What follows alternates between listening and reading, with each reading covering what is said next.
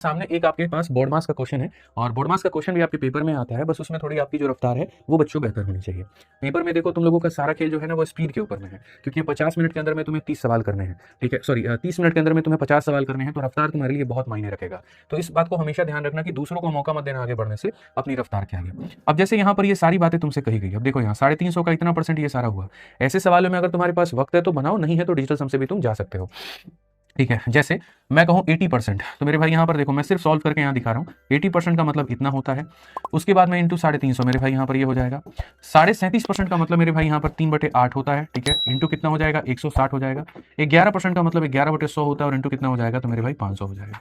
अगर हम डिजिटल सम देखें तो 5 और 4 मेरे भाई 9 हो जाएगा, यहाँ इसका डीएस 5 हो जाएगा, यहाँ 7 हो जाएगा, यहाँ 3 हो जाएगा। सारे ऑप्शन के डीएस अलग है। अगर अलग है तो बस हम डिजिटल सम लगाएंगे। ये 8 इंटू 8, 8 इंटू 8 64, 64 के 6 और 4 को जोड़ने पे 10, 10 का डीएस कितना होता है तो 1 होता है। 8 से आप इसको काटोगे 2 बार में, 3 इंटू 2 कितना हो जाएगा, 6 हो जाएगा। 2 इंटू 5 10, 10 का मतलब यहाँ सीधा सीधा 10 ही लिख दो, कोई फर्क नहीं पड़ता। 10 और 1 11 में से 6 गया तो 5 आएगा। ऑप्शन नंबर कितना होगा, सी जो होगा करेक्ट आंसर होगा। आप ये हर बार क्यों घटिया सा काम करते हो कि हर क्वेश्चन को आपको हल ही करना है? क्यों हल करना है मेरे भाई, आप मुझे बताइए। आपके पास में जितना आपका नजर बेहतर क्वेश्चन पर होगा, उतना ही नजर मेरे भाई आपका ऑप्शन पर भी होना चाहिए।